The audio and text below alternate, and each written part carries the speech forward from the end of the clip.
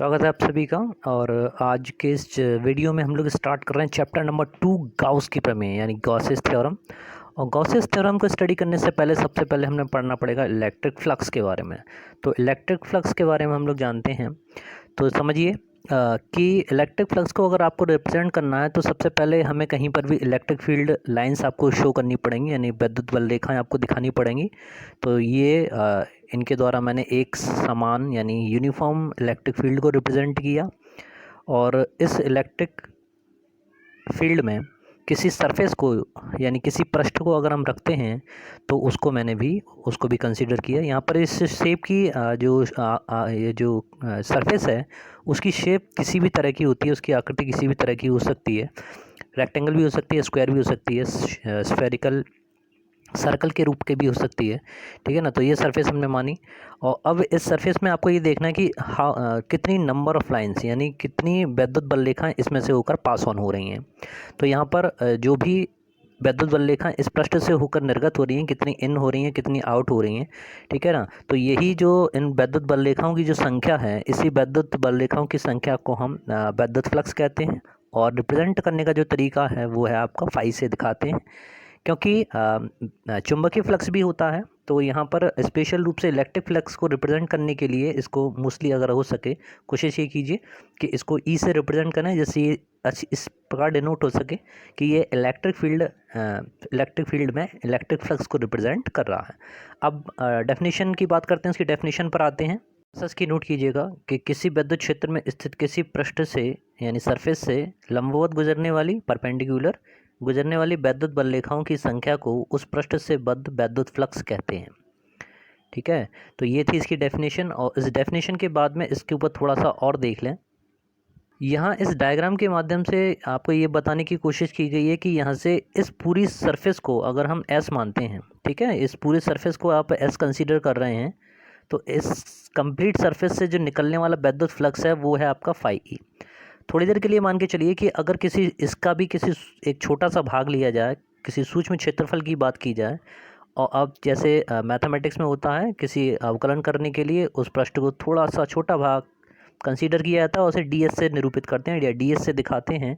तो उस DS surface को ये मानते हुए कि इलेक्ट्रिक फील्ड आपका इस डायरेक्शन में है, the direction of electric field, और इसके साथ में अगर ये वाला सरफेस थीटा एंगल अगर बना रहा हो, ओके, तो यहाँ पर आपका डीएस की दिशा, डीएस वेक्टर की दिशा, क्योंकि क्षेत्रफल सदिश राशि है तो उसको रिप्रेजेंट करने के लिए एक वेक्टर उसके ऊपर लगाया।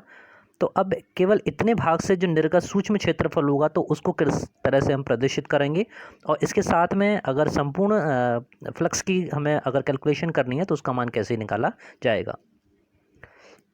तो अब जैसे आप देख पा रहे हैं कि माना एक सूक्ष्म क्षेत्रफल डीएस, जिस सूक्ष्म क्षेत्रफल की बात कर रहे थे, उसके साथ में विद्युत क्षेत्र ई के साथ बनने वाला कोण अगर थीटा बनाता है, तब ये माना जाएगा कि वेक्टर ई का डीएस की दिशा में जो घटक होगा, डीएस की दिशा में घटक होगा आपका, जिसको हम कहेंगे ई कॉस थीटा, घटक ई कॉस थीटा होगा।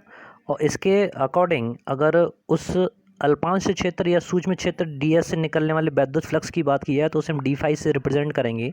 And this is D phi E, this is equals to E cos theta, ये उसका घटक लिया जाएगा। और साथ में लिया जाएगा उसका क्षेत्रफल सदिश यानी डी एस। अगर इन दोनों को मिला लें तो ये आप इसको लिख सकते हैं ई डी एस कॉस थीटा। ये आया डी फाई सूक्ष्म निर्गत विद्युत फ्लक्स किस सरफेस से निकल रहा है, डीएस से निकल रहा है, तो ई डी एस। अब अगर हमको संपूर्ण क्षेत्रफल की संपूर्ण फ्लक्स का मान अगर को पता करना है तो इस पूरे का हम इंटीग्रल करेंगे, यानी इनके दोनों पक्षों का जब आप समाकलन करेंगे तो इस तरीके से निशान लगाएंगे और टोटल फ्लक्स फाई ई की गणना आप करेंगे। तो phi E this is equals to integral of आप करेंगे E vector dot D S vector. थोड़ा ध्यान दीजिएगा, यहाँ सरफेस इंटीग्रल चल रहा है, थोड़ा ध्यान दीजिए कि यहाँ पर आप देख रहे हैं कि यहाँ पर कॉस थीटा था और यहाँ पर किसी के ऊपर वेक्टर नोटेशन नहीं था, तो यहाँ पर डॉट प्रोडक्ट यूज़ किया गया है, A vector dot B vector, this is equals to A B cos theta. तो ज़रा आप इससे कंपैरिजन कर सकते हैं कि यहाँ पर ई डी एस, ई की जगह ये मान लीजिए, डी एस की जगह बी, तो अगर आप इसको ओपन करेंगे इन टर्म्स ऑफ थीटा तो यहाँ पर आप लिख सकते हैं इसको ई डी एस कॉस थीटा। तो यहाँ पर ये संपूर्ण पृष्ठ के लिए आप सरफेस इंटीग्रल कहलाता है। ओके, तो इस तरह से ये आपका निर्गत विद्युत फ्लक्स होगा। अब इसकी भी कंडीशंस हो जाते हैं, उन कंडीशंस को और देख लें कि अगर अगर पृष्ठ के लंबवत है, ओके, तो अगर किसी पृष्ठ के लंबवत लिया जाता है तो उस दशा में इसमें थीटा का मान 90 डिग्री रखा जाएगा। ध्यान दीजिएगा, लंबवत रख रहे हैं, 90 डिग्री यूज़ कर रहे हैं। मैंने अक्सर बताया है कि मेरे जितने भी वीडियोज़ हैं उसमें कॉस थीटा अगर रखा हुआ तो 90 डिग्री रखने का मतलब है कि आपको थीटा वहाँ पर 0 डिग्री रखना है। ठीक है, तो पृष्ठ अगर उसके लंबवत रखा हुआ है तो यहाँ पर आप थीटा इक्वल्स टू 90 डिग्री अगर होगा तो पृष्ठ जो होगा वो ई वेक्टर के समांतर होगा। पृष्ठ ई वेक्टर के समांतर रखा हुआ होगा। ध्यान दीजिएगा, इसमें थोड़ा सा अपोजिट लग रहा होगा आपको। तो जब भी पृष्ठ इलेक्ट्रिक फील्ड की डायरेक्शन के समांतर रखा हुआ तब थीटा इक्वल्स टू 90 डिग्री रखेंगे। और उस कंडीशन में फाई का अगर मान आप निकालें तो फाई ई का मान जो निकलेगा ई डी एस, और कॉस थीटा की जगह कॉस 90 डिग्री आप लगाएंगे और कॉस 90 का मान आप जानते हैं कितना होता है, 0 होता है। तो उस पृष्ठ से निर्गत टोटल वैद्युत फ्लक्स आपका 0 होगा। वहीं पर आपको 0 कब लगाना है, थीटा इक्वल्स टू 0 डिग्री कब लगाना है, जब पृष्ठ इलेक्ट्रिक फील्ड इंटेंसिटी यानी विद्युत क्षेत्र की तीव्रता के लंबवत रखा हुआ हो। ओके, तो ये पृष्ठ की भाषा के ऊपर डिपेंड करेगा। लंबवत आप रखा हुआ हो तब थीटा इक्वल्स टू 0 डिग्री रखें, पृष्ठ ई के समांतर हो तब आप 90 डिग्री रखें। In that condition the phi E equals to E D S, और आप यहाँ पर लिखेंगे cos 0 डिग्री, cos 0 का मान 1 के बराबर होता है और ये वैल्यू बराबर हो जाएगी ई डी एस के इक्वल। ठीक है, तो इस तरह से आप उस सरफेस से निर्गत टोटल वैद्युत फ्लक्स का मान पता करेंगे जिसकी वैल्यू ई डी एस के बराबर होगी। अगर इंटीग्रल लेके चल रहे हैं तो यहाँ पर इंटीग्रल आप लगाइएगा और संपूर्ण वैद्युत फ्लक्स का मान फाई ई की वैल्यू उस टोटल सरफेस, अगर उसकी टोटल सरफेस एस के बराबर है तो एस के बराबर आएगी। फॉर एग्जांपल अगर गोलीय पृष्ठ है तो 4 पाई आर स्क्वायर यहाँ पर यूज़ किया जाएगा। ठीक है ना, तो उस कंडीशन को हम क्वेश्चन के अकॉर्डिंग देखेंगे। आइए बात करते हैं इलेक्ट्रिक फ्लक्स की यूनिट और उसके डायमेंशंस के बारे में, यानी विद्युत फ्लक्स का मात्रक और उसका विमीय सूत्र क्या होता है। तो सबसे पहले ये तो आप समझ ही गए होंगे सभी लोग कि विद्युत फ्लक्स एक कैसी राशि है, ये एक आपकी अदिश राशि है। ओके, ये एक स्केलर क्वांटिटी है जिसको आप इलेक्ट्रिक फ्लक्स कहते हैं, यानी इसमें कोई डायरेक्शन नहीं है। सेकंड पॉइंट पे आते हैं, इसका अगर आपको मात्रक पता करना है तो मात्रक पता करने के लिए इसके फॉर्मूले पे देखिए। तो फाई ई ये आपने लिखा था ई इंटू सरफेस एस, तो ई का मतलब इलेक्ट्रिक फील्ड का है तो उसका मात्रक अगर लिखा जाए तो न्यूटन पर कूलम। सरफेस का मात्रक पृष्ठ का क्षेत्रफल होता है तो यहाँ पर आप इसे लिखेंगे मीटर स्क्वायर। इसका मतलब ये हुआ कि न्यूटन इंटू मीटर स्क्वायर, और कूलाम को अगर ऊपर ले जाएंगे तो कूलाम इनवर्स, या आप इसको लिख सकते हैं n m2c-1। तो ये हुआ इसका मात्रक। एक दूसरा मात्रक भी इसका यूज़ कर सकते हैं, अगर आप इलेक्ट्रिक फील्ड इंटेंसिटी का जो मात्रक है उसको आप यूज़ करते हैं वोल्ट पर मीटर। और वोल्ट पर मीटर में आपकी जानकारी के लिए दे दूं कि E equals to V upon D से आता है, जहाँ V आपका विभव यानी पोटेंशियल और D दोनों प्लेटों के बीच की दूरी या डिस्टेंस होती है। तो यहाँ पर वोल्ट पर मीटर ई का मात्रक हो गया। और सरफेस के लिए अगेन मीटर स्क्वायर जब आप लगाएंगे तो यहाँ मीटर से 1 मीटर कैंसिल हुआ, तो ये जो बचेगा आपके पास में होगा वोल्ट इंटू मीटर। तो दूसरा जो आपका मात्रक है वो वोल्ट इंटू मीटर या VM यूज़ किया जाएगा।